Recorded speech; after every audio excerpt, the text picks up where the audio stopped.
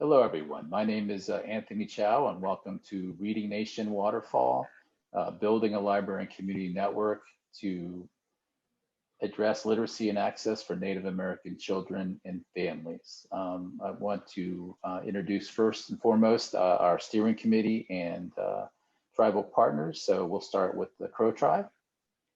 I'm Carla Clark, the librarian at the Crow School, and I'm working in partnership with the preschool in Hardin and the Bighorn County Library. Lumbee Tribe.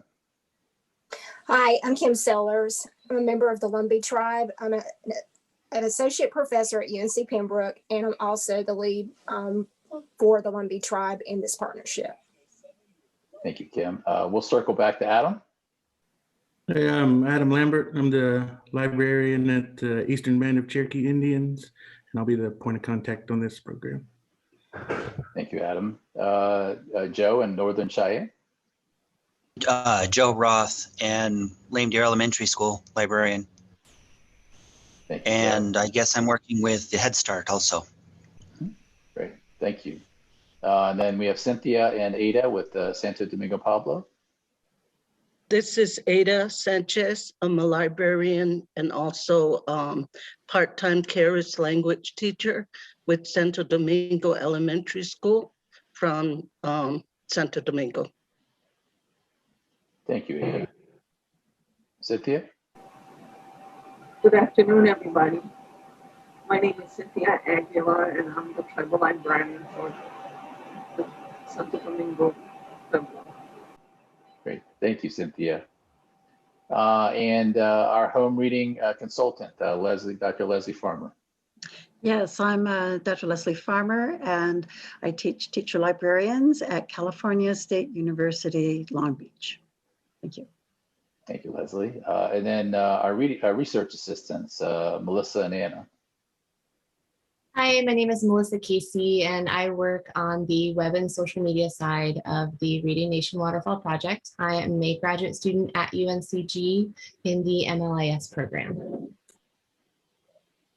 I'm Anna Sink, also UNCG in the MLIS program, and I'll be working with the Eastern Band of Cherokee Tribe with Adam, collecting data and helping out with some of our community needs assessments. Thank you, Ada. And then Little Free Library, Greg. Hi, my name is Greg Metzger. I'm the Executive Director for Little Free Library, and I'm just thrilled to be part of this wonderful group. Thank you, Greg. And my name is Anthony Chow. I'm an Associate Professor at UNC Greensboro, and I'm also the Project Director. And I want to thank the panel and all of the members of the steering committee for your hard work this year as we're nearing the end of year one, and we look forward to sharing with all of the attendees what we've learned over the past year.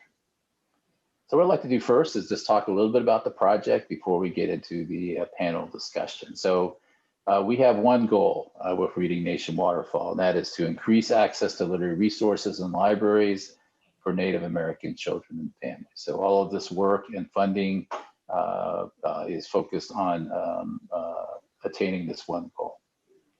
We have 5 outputs. So 5 outputs that help us know we're on the right track to attaining that goal. So the first is building library and community strategic partnerships. Really the idea, the example we used in our proposal was a mesh network where essentially libraries and other organizations in the community would work very closely together in network to address literacy and also cultural relevant resources and services at libraries. Pilot the systematic and network provision of convenient access to reading resources and information about library programming. And so this is one of the reasons why Little Free Libraries is such an important partner with really a focus on going to the kids and the parents as opposed to necessarily them only coming to libraries.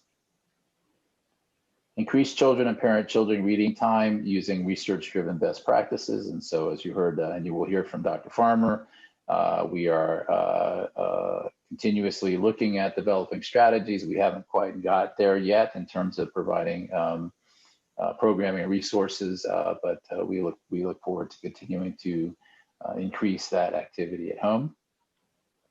Increase library usage and circulation with the idea that as hopefully through the Little Free Libraries, children continue to build a love of reading, and also adding to that the innovative programming focused specifically on being relevant and culturally appropriate, that tribal members, parents, and children in particular will use the school libraries and also their local library at increased rates.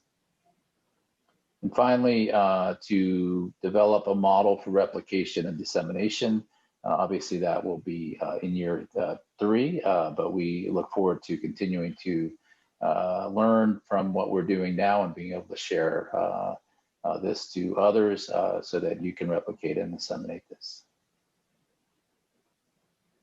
So outcomes, outputs leading to outcomes is a sustainable and collaborative literacy network. So part of, this is for my partners too, we're only a 3-year project. So as I've shared with many of you, really, we're already looking at sustainability as much as possible, right? So as you continue to work together in your communities, always work towards the eye of continuing on after our project no longer is funded. And that really looks at at least 2 different types of libraries, school libraries and tribal libraries, and also public libraries, working with Head Start because those are working with children in poverty in the 3 to 5-year-old range, obviously working with Greg and his organization in terms of Little Free Libraries, and then also working with elementary schools with really the target of building that love of reading no later than 10 years old, 0 to 10. Increase the number of books at home. So there's many studies that come out that have come out over the last decade or so, and the number of books varies based on report, but the bottom line is all the indication is that the more books you have at home that you own, the better academic outcomes occur. Obviously, increase independent parent-child reading. So our goal is not just to give books away and increase books at home, but also to provide parents and caregivers with, again, research-driven best practices on how to build a routine at home to continue to increase that. So here's our ambitious goals. So goal 1 is or outcome 1 is to increase grade level reading scores for tribal children entering kindergarten. The next is to increase 4th grade NAP reading scores for tribal children. And then finally, again, the ability to generalize our findings not only to other tribes, but to other libraries and communities as well. All right, so now that we've given you a little bit of overview of our project, let's go ahead and begin our panel discussion. So our first question to the panel is, what has been the biggest impact of RNW on you and or your community so far? I've agreed to go first with this one. I'm Carla Clark, the librarian at the Crow School. I started here 22 years ago as a kindergarten teacher, and one of my most surprising moments was having a conversation with a parent saying they didn't have books in the home. So that's always been a push of mine since then to try to put materials in the home. And this grant just became God's gift. I got very excited about it and was able to start putting them out in December. And the kids come in every week asking, do we get another book? Do we get another book? So to guarantee that everybody gets that opportunity, we've kind of controlled it, that offer per class, and make sure that it rolls through each class. And I've learned that if you provide the materials, the excitement comes naturally, and they're very grateful for it. So it's been very rewarding in that regard. It's really exciting, Carla. Thank you. What do others think about? And I know we aren't as far along on some of the projects, but what are your thoughts so far? I'll mention that I'm excited about the possibilities and the impact on the Lumbee community. I know we haven't had a chance to have the deluge of books that Carla has, but I know it's coming. And what's even more exciting is the stronger relationships between the community and the public library. And I know growing up, you know, our public library meant a lot to us. And that was because of the efforts of my parents to make sure that we went to the library, but not everybody has that access. And not everyone has that sort of that relationship. And I definitely want to make sure that through this grant that we have that established. And so far, the working relationship that we've had with Katie, she seems very open, and the programs that she's developing are very strong. Yeah, I really enjoy that relationship you're building with the Robinson Public Library. So she's I think very excited as well. In fact, she's going to dress as a dragon for us at our photo shoot coming up. But everybody else will get to see that soon enough. Excellent. Adam, what do you think, sir? Well, so far, due to the coronavirus, we haven't had a huge impact as far as the community goes, but I see it mostly being the opportunity to make a greater relationship with the community, as well as between all of the partners, which I can address in the next question. Thanks, Adam. Cynthia, Ada, what do you guys think? This is Cynthia, and thus far, I believe we are at the tail end of this project. We're just barely starting off. However, the biggest impact so far that we have noticed is the approval and the willingness to take this little free library along from our tribal leaders. So the little free library will be outside the window of our governor and lieutenant governor's office. Oh, that is fantastic. So your little free library. Sorry. I would say your little free library is outside of your governor's office. That's fantastic. Anyone else, Joe? What do you think? I know you're just getting started. What impact, if any, has Reading Nation had on you as far as getting started? At least have you think about this project, right? Well, we haven't started yet, but it seems like all the other teachers and people that I've talked to so far are really excited about the idea. So my plan is to set up a couple around town in fairly obvious places and go from there. Yeah, sounds great, Joe. Yeah, and obviously one would be at your Head Start, and then like we talked about, you know, one or maybe both of the other ones will be at your elementary school. But you know, maybe you can borrow a page from Cynthia and put it outside the governor's house, right? Or the. Well, I don't think the kids are going to drive to Helena to find it, though. Oh, okay, fair enough. Thanks, Joe. Greg, any thoughts? No, other than the comment of when you're thinking about where to put them, you know, traffic and exposure is the key, you know, criteria. As the realtors say, right? Location, location, location.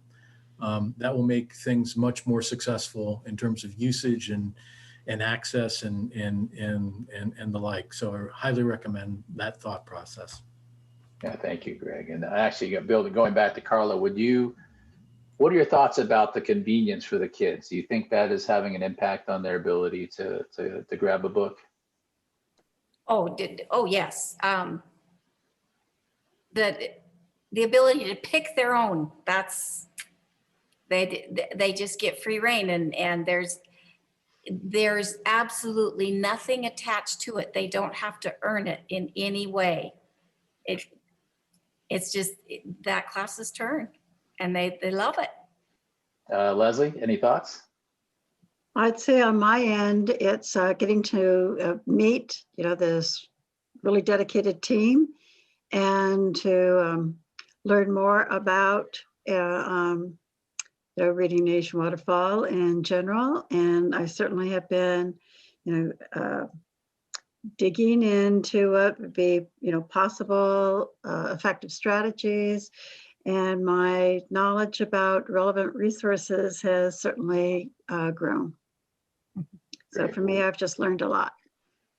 Great. We appreciate all your help, Leslie. And then we have our research assistants. Melissa, in particular, what are your thoughts so far in year one? I think we're just seeing the beginning of the whole project, and we are seeing relationships being built. We're seeing the community start to notice that these little free libraries are going in. And like Carla mentioned, the kids are already getting very excited. So they know that they get to pick a book. They get to take a book home with them. It's now their book. They can read it 20, 30 times. They don't have to worry about bringing it back to school to return to the library. They can share it with their friends when they're done with it if they wanted to pass it along to somebody else.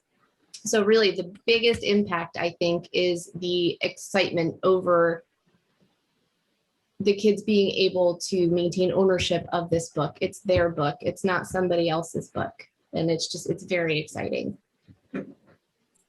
Thank you, Melissa. And Anna's probably our newest member, but any thoughts so far? Well, when Carla was speaking about the libraries, it just made me think that it's really exciting to see that libraries are being positioned as such good advocates of these resources and being really involved in the communities in which they're in. And so for me, especially as an MLIS student, that is particularly exciting, just to see the power of a library and a community to connect people and spark, interests and passions in children. That's going to have such a long-term effect. So that's really exciting for me. Great point, Anna. And Ada, I apologize. Did you have any thoughts about the impact so far? Yes, right now we're still on lockdown with the COVID still here. And I've been looking around for funding for books, new books to start, but I haven't been able to get any. So what I've been doing in the school library is going through the shelves and doing AR leveling of all the books. And so I find that there are books in here that I had to delete from the library because of outdated books. And so I had about 5 boxes of the deleted books, and the principal said that he would take it to the library and call the kids to come and pick out from the boxes to see which books they would like to read. So that's a big impact on that here at the school. Great, thank you, Ada. And we do have a couple of boxes of books that we owe all of you that should be coming your way shortly. Okay. All right, thank you. Yeah, thank you. And I want to, last thought on this is, so from an organizational system standpoint, I think one of the greatest impacts, I think, is still just building these connections to your partners in your community. So as Joe said, having not met Roberta yet, that's something hopefully that our project will enable you to do, right? So obviously, as the Head Start director for 3 to 5 year olds, the idea is to get the books into those kids' hands, right? And so I think that's what we've learned, is that there are truly a lot of community challenges to ensuring what would hope our partners are not quite there yet. So I think that's one of the things that I've learned the most, is building those partnerships has been unexpectedly difficult, but at the same time with COVID, hats off to all of you for all that you've done in those conditions. So, and of course the cute kids. Carla, I think these are your kids, or are these? No, those ones aren't. Yeah. Or no, What's that? they might be our prees. Yeah. I think they're hardened prees. Yeah. Okay. Yeah, I think so. I think it's yours and Kim's group have been providing a lot of pictures, but yeah. Yes. Look at those smiles. That's what it's all about. They're adorable. I want to add on to that impact to someone or a community member that I didn't think about that happened was my own staff in that cross-curricular sharing. They come to me with, can you get this? Can you get this? And they've provided some of the lists for me to start working on next year. And that was a surprising element, but nice to know that we'll work together on it, and they're as excited about it as me.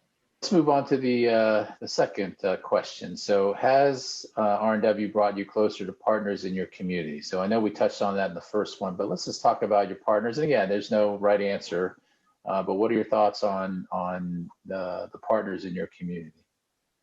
Well, I started this position about 2.5 years ago, and when I first started, there was little to no contact with the school elementary or the Head Start. We mostly just contacted with our satellite library, about 45 minutes to an hour away. And but since starting this project, we've already established each other and are starting to build a relationship.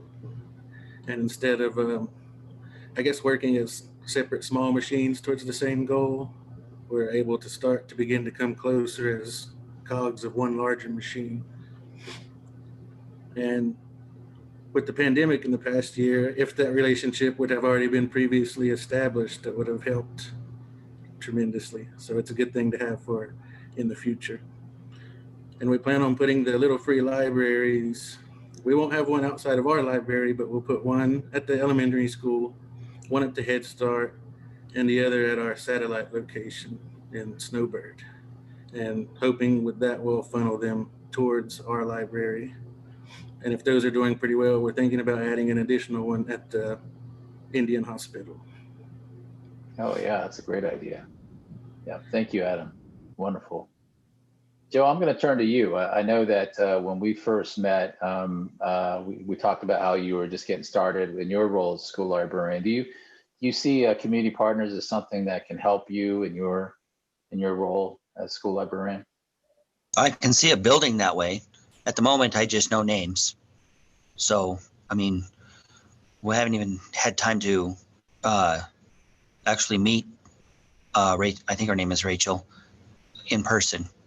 So, a couple of meetings here on the internet is all we've really done so far. Just this meeting alone, I've got 3/4 of a page of notes written down already. Well, on ideas. So excellent. Carla, let me go to you as far as your relationships with Bighorn and kind of the working together, just as kind of Adam was talking about. I haven't contacted him as much as I probably should. We've kind of this was a slow year to start, but our ideas are to share the community people with the storytelling and that type of thing, and I'm sure that will come together. But one of the things I'm the most excited about in this partnering is my teachers have agreed to be publishers for us, and they're doing grade level projects for our publications. And the district will most likely be the printing aspect of it, but the public library in Hardin would be a great place to disseminate some of that material. Oh, I love it. I love it. And Joe, what she's talking about is part of the grant funding will be to pay for original works, right? And so in Carla's case, she has some of the teachers creating those original works, and we will fund them for that.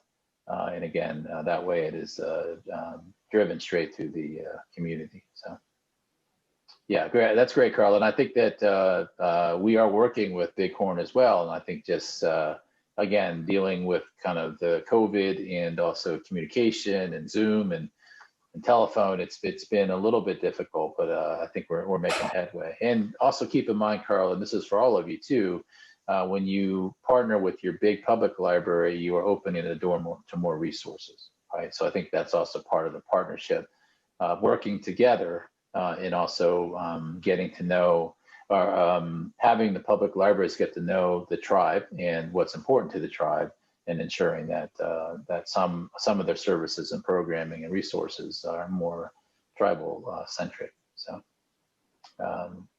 Kim, and that actually is speaking to you and your relationship, Robinson. What are your thoughts about kind of your relationship with Robinson, also the Boys and Girls Club? I would say I'm really excited about the relationship with Robinson. I can't say that there's been a strong relationship before with the tribe and the library, but I can see this definitely happening. I can see definitely more outreach. And because we are a non-reservation tribe, we had the opportunity, Anthony allowed for us to include the Boys and Girls Clubs with the Lumbee tribe. Because the Lumbee tribe has Boys and Girls Clubs, this is a way to get other children involved who are not at the Head Start age, but are also adolescents. And really, it's always wonderful to try and loop in adolescents and get them connected to reading as well. And it's brought us closer to those partners, and they have embraced it as well because they want to be included. That's great. And I think the interesting nuance with the Boys and Girls Club is that in the end, for the younger children and toddlers, the older children, siblings, of course, and their parents and caregivers are role models, right? And so if they're reading, then that's going to impact the children as well. So I think it was unexpected, Kim, but it's actually quite a nice nuance. And so let's keep an eye on that one, because I'm looking forward to seeing what happens there. So Ada, Cynthia, what do you guys think? Like, for example, is the governor or your tribal leader thinking a little bit more about books? Yes, the governor visited the school the other day and was checking around to see if it was okay to open the school back up for the students for next school year. And he was looking around at all the books in the library, and he did notice that we're short on books in our library. So he was talking about maybe getting some books to replenish here in the library. Excellent. Cynthia, any thoughts? So I think the partnerships are there, and we're reaching out to one another. And unfortunately, with the pandemic, we're not allowed to visit one another just yet. But I try to keep in contact with Ada. They're at the elementary, middle school, and the Head Start. And now I'm reaching out to teachers that go into the homes to present lessons. So they will be our first customers, our first Little Free Library recipients when we have a photo up with them. And this will happen this week. So I'll be sending pictures with that, and then along with the leadership. Oh, that's exciting. We're going to give Melissa a lot of content to work with this week. So, Greg, what do you think? I know you see this at a really global level. What are your thoughts on partners working together in the community to address literacy? Yeah, no question. I think what we have seen, it does take time to nurture and get those connections going. But we've seen in other instances with other literacy organizations across the country where they've been surprised about the resources and the potential partners that they've had in the community, and how the network of a Little Free Library has brought them closer together. So if it's not happening right now, I encourage patience, because it will come soon. Thank you, Greg. Leslie?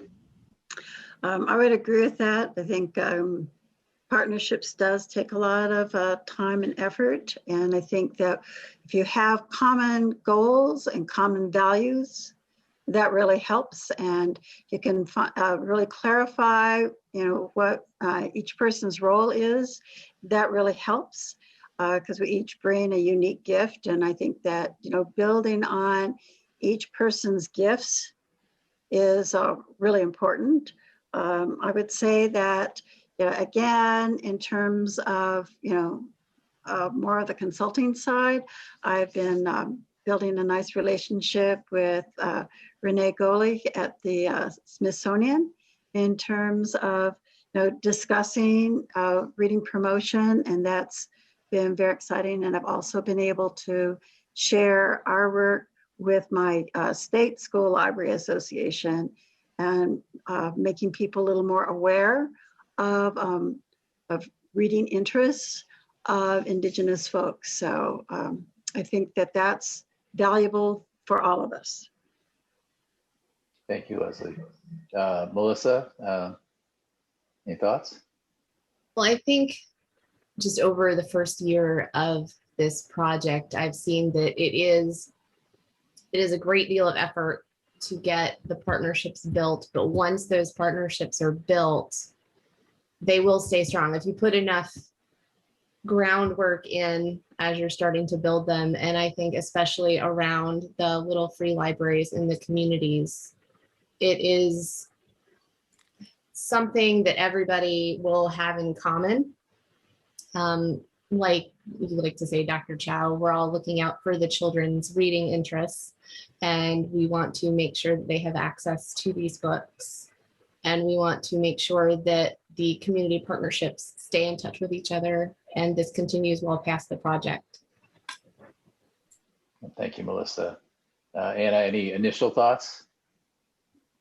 Well, like you said, I've been on the project for about 2 weeks now, so I'm still feeling my way through it, but it's very clear that part of my job is really listening and understanding, learning what the core values of the tribe that I'm working with is, and I think that's just really important to make sure that our work is aligning with the core values, and you know, we're really honoring what they really need. And so, you know, that's something I'm actively seeking out and trying to do. And I look forward to building stronger relationships over the next couple of weeks and months. Thank you, Anna. And before we leave this, I just wanted to say to Kim, so the Lumbee have been the first tribe to deliver oral storytelling. And so we put that up on the website. So certainly in terms of the oral tradition of the tribal communities, and also the multiliteracy that is occurring throughout the world, really, but certainly in the field of library information science, I think it's fantastic.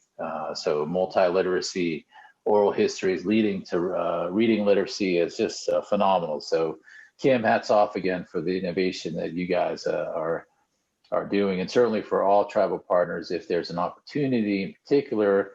Again, Cynthia, you got me excited about the governor. Ada, you guys need to get a book in his hands and have him read. In fact, I think that's what we talked about. Actually, Adam, right? Adam has actually talked about having one of the leaders in his tribe, right? Adam, do oral storytelling, if I'm remembering that correctly. It was either read a book or an oral storytelling, as well as just doing a general PSA about his ideas about how important early literacy is. Yeah, so Adam told me that what is his formal title, Adam? The principal chief. Okay, the principal chief. One of his platform planks is literacy, early children literacy, and so again, a PSA, perfect. You know, again, perfect for everything. In particular, win-win for him and us and the tribe, of course. So definitely, let us know if we could help with that. All right, so the next question is, what lessons have you learned so far? And again, I know we're just getting started, but what are your main lessons so far? I would say the lessons that I've learned so far is the power of just asking. And like you had mentioned with the oral storytelling, all I had to do was contact individuals in the community that I knew who had told stories, and they were more than welcome. Like, oh, you know, how soon do you need it, and what format, and where should I upload it? And it's amazing if you can capture that kind of lightning in a bottle where everyone's excited. And I don't think that would have happened if this grant wasn't so tight, where you have everything organized, and the architecture of this grant is pretty amazing. And all I had to do was just ask questions, and people were in place and they're ready to jump on board. And I've been in grants sometimes where I had to do all of the heavy lifting and those connections were not there, that it was difficult. But I would say the biggest thing that I've learned so far is to having the right people in the right place and not being afraid to ask, and also be a part of a great, well done grant, period. So that's a wonderful lesson I've learned. Well, thank you, Kim. And I also want to say hats off to you for your innovation and your flexibility, right? So as Kim and I have been working to develop the partnerships, we've had to be very fluid and creative in our partnership building. So, yeah, great job. Great job. Yeah, COVID's a good teacher. It will teach you how to be very flexible. Yeah, that's right. No choice. All right. What do others think? What are some of the lessons that you have learned? Again, it could be positive or negative, right? So this is for our audience. What lessons have you learned so far? I've learned that, as she said, if you ask, it's very surprising how many are willing and how many came on board. And in my building, the teacher's very willing to help out. I've learned that excitement breeds excitement, and they just look forward to doing more. So it's all been really good, and I'm looking forward to next year's ability to put something together in the oral storytelling. Adam, what do you think? What have you learned so far in this crazy COVID world and trying to implement our project? I kind of just echo off everyone else's people's, I guess, want to help, willingness to assist in any way that they can, even during the pandemic, especially the elders when it comes to the children. They're willing to go out of their way to do almost anything for them. Thanks, Adam. And so do you think that maybe some of the elders might be willing to do an oral storytelling? Yeah, I know at least two that would be able to do one.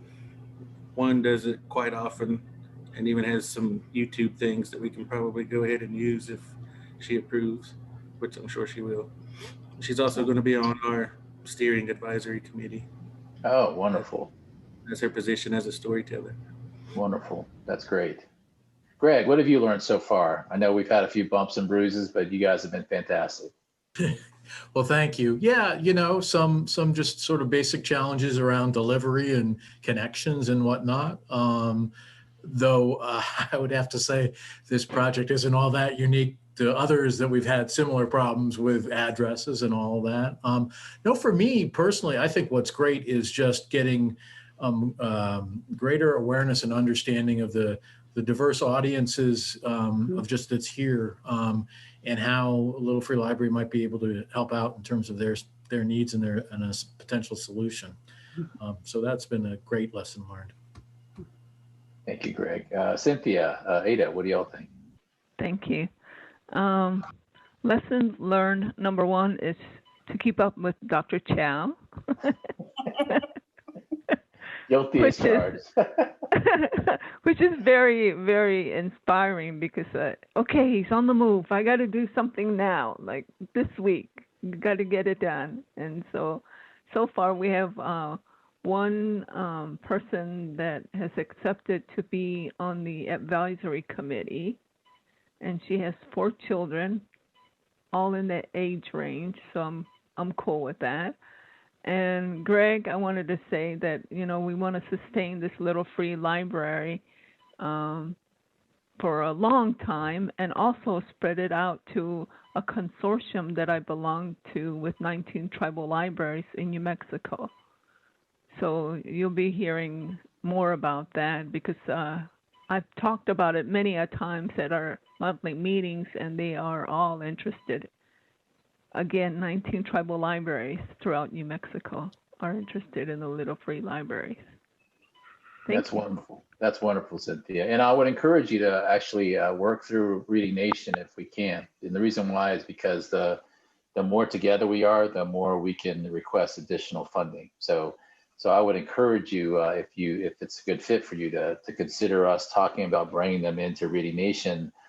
In that way, again, we can work together, use what we've learned just to make the delivery of the Little Free Libraries a little bit smoother And then, of course, the other part is we'll continue to learn lessons and we can continue to share that. So my master plan, Cynthia, is Reading Nation Waterfall all over New Mexico. Ada. Keeping up the partnership with Cynthia, she's been very helpful when I call her to ask her questions about how to go about things that I need to keep up with. And also just being excited to put our little lending library case outside somewhere. We haven't found a place yet, but we'll be putting that up pretty soon once we know where it should go as far as a safe place for the children to come and get the books out from the library case. Great, thank you. Melissa, would you say your position's important? I would like to think it's important. I would say one thing that I personally have learned is you really cannot rush success in projects like this, especially dealing with a pandemic. Even without a pandemic, you have to make sure that you're really communicating with the partners, you're understanding their day-to-day life, what they deal with every day. Every situation is different. Every partner experiences things differently. And if we want this to be the success that I truly believe it can be, we have to take the time to get to know everybody and make sure we build all of our relationships individually. Good point, Melissa. Okay, so we're just getting the subcontracts formalized. The funding should be flowing soon, but what are you most looking forward to in the future of this project? This is Ada. I'm looking forward to get the elders to come into the library so that they can do storytelling with the students here at the school, and also songs that they can learn, because songs do tell a story. And so that's my biggest one that I would really like to work on. And just coming in and doing activities with the students. There's a program in the Pueblo with the senior citizens, and they're always willing to come in and do storytelling with the students.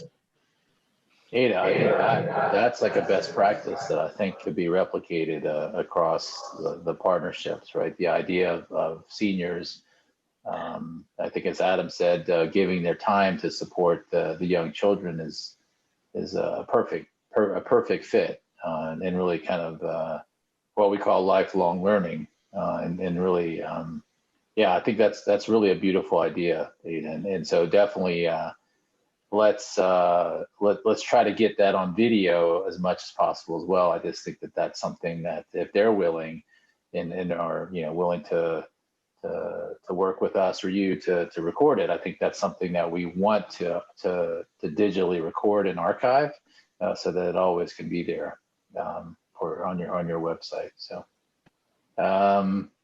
and before anybody else answers, I just want you to know that the technology has been approved. So we actually will have technology coming your way, and that's all library partners who went ahead and just we had to think about whether it was going to be books or not, but we decided that being that generating some excitement in your libraries with technology may lead to our greater goal of again them checking out more books from your libraries. So.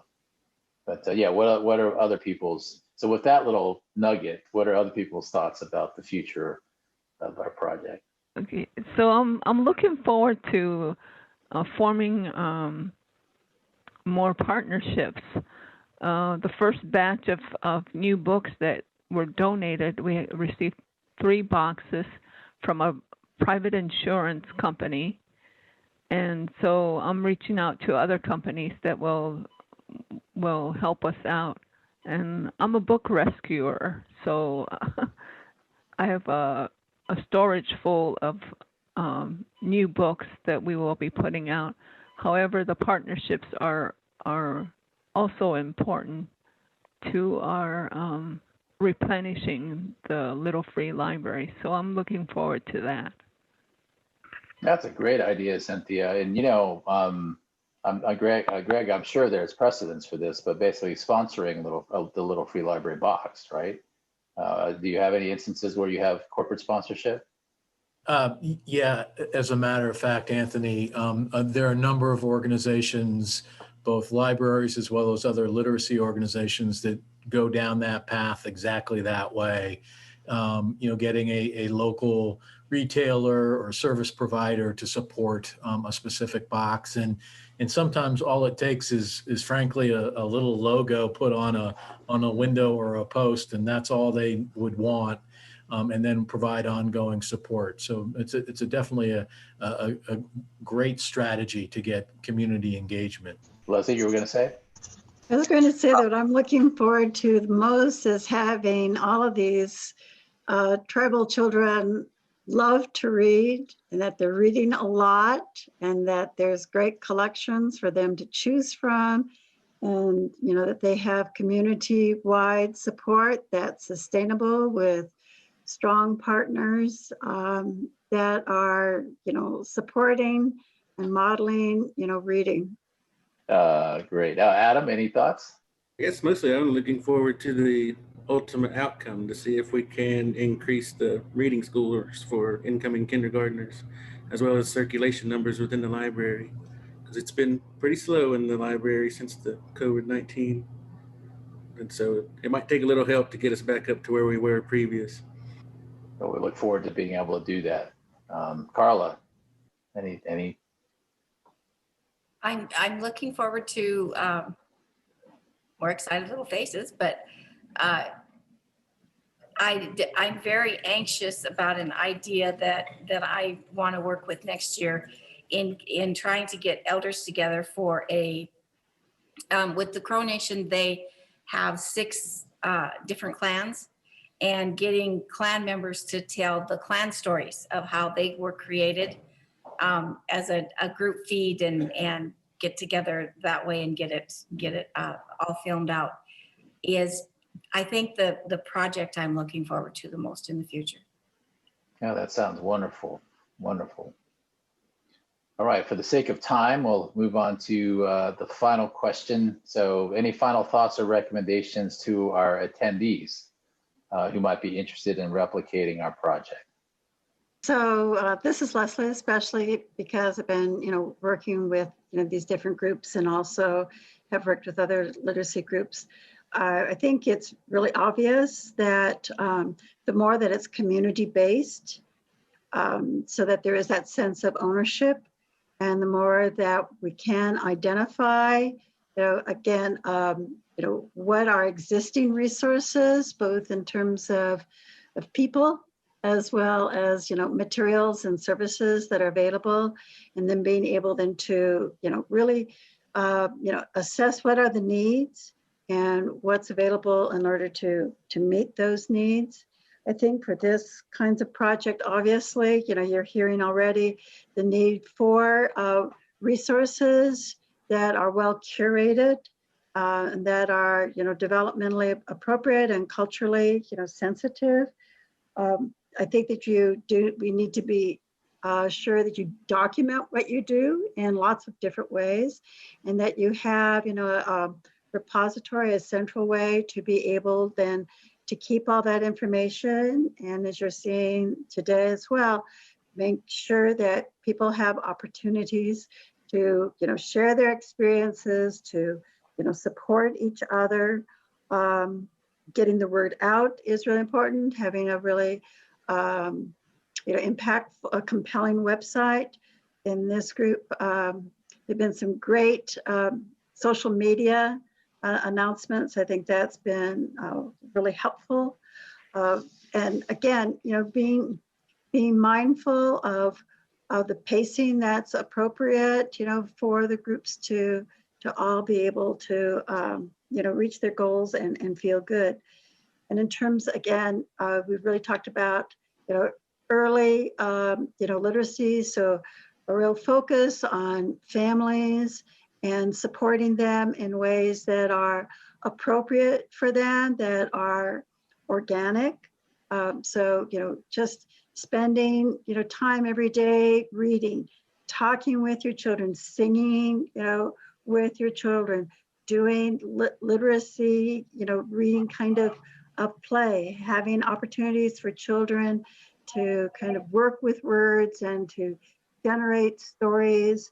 And again, to really use literacy as a way, especially for, these audiences, these populations, to really like pull on, the literacies that are important, to folks, that using literacy to validate and to continue and to enrich, their culture. And I think, being, mindful of, people's values and groups' values, and showing how literacy can really strengthen that, I think is an important piece. And of course, trying to do this in a sustainable way. So it's not just a one-shot thing, but it's something that brings the community together, and that the community stays, with that and thinks long-term. Right, great, Leslie. And honestly, just building on that, I think that, again, all the research shows that ultimately learning more about yourself and your culture and your values really is one of the underpinnings of building a love of reading, right? And so I think that's a really good reminder, Leslie, of really how important the love of reading is, not just for academic performance, but overall personal and emotional development. So yeah, great point. Yeah, so anyone, let's kind of go down the line here as far as final words. So I'll just go down the images that I have in front of me. So Greg, what do you think? Final thoughts? No, just excited to see the continued depth of connections and the results from this program. Looking forward to learning more from everybody's success. Yeah, Greg, and I appreciate, again, your partnership, your collaboration, your can-do spirit. I think you probably don't realize how important that is, especially when we first started talking about this idea. So thanks for all your support. Joe, how about you, sir? I'm just looking forward to getting started. Seems like it could easily grow into something big and important. Excellent, Joe. Wonderful. Carla? Just looking forward to another year as successful as this. And for anybody coming on, be prepared to just have happy kids around you. They love it. Very nice. Anna, what do you think? Our new kid on the block? Yeah, I was just saying, or thinking to myself, the importance of keeping our mission and goals in mind as we go through all of this.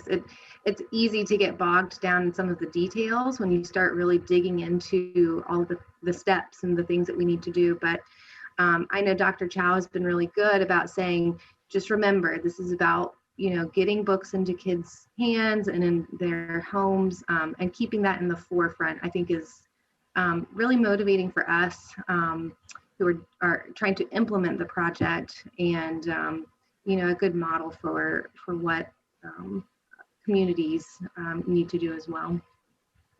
And I'm so excited to be part of this. It's really great. Thank you, Anna. Kim, Dr. Sellers. I would say probably a key takeaway is to make sure that if you're going to try and replicate or do something on the scale, that you find those sort of like the linchpin, like essential people in your community who can get the word out, who know exactly who to talk to, and they know exactly who to recruit. And basically, these are like the human resources there in your community. And these are the people that have their pulse on everything, and they know the right person to communicate and say, no, you need to contact this person.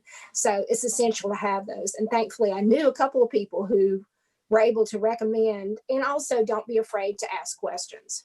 Great point. Cynthia. I was just thinking about the students that will be visiting the little free libraries and trying to imagine what they would say in our accent And I think they would say, "Tushkao Yurishkisha library." That's how they would say it. I could already hear meaning I got the book from the little free library. Yeah, that is wonderful. Melissa. I look forward to seeing all of our efforts come together in each of these communities and have them rally around these little free libraries and rally around the kids with their books and see all the different pictures come in of, you know, half a dozen kids standing next to the little free library with the books that they just picked out for themselves. And they're so happy to take home with them. And then see the project grow and expand into different communities as time goes by. Thank you, Melissa. I appreciate all your help. And by the way, you have been core and central to our success. And again, not only has Melissa been wonderful, but I think as an example, you have to have the right team in place to be able to pull off a grant of this size. And so I think that Melissa, again, has played such a central role, as other graduate and research assistants have as well. So thanks for all your work. Adam. I guess my major recommendation would be is, even if you're not wanting to replicate on the scale that we are, or if you don't have the resources to at least establish the relationship with the school librarian, the Head Start, and whoever else may be in the field, in the area, because once you establish that relationship, it may open up resources that you didn't know about before. So that would be my recommendation. Yeah, that's a really great point, Adam. And Ada. To continue to move forward with my efforts to reach the goals that I need to, with starting to disseminate the library books. Wonderful. I appreciate it. And then my final thoughts real quick is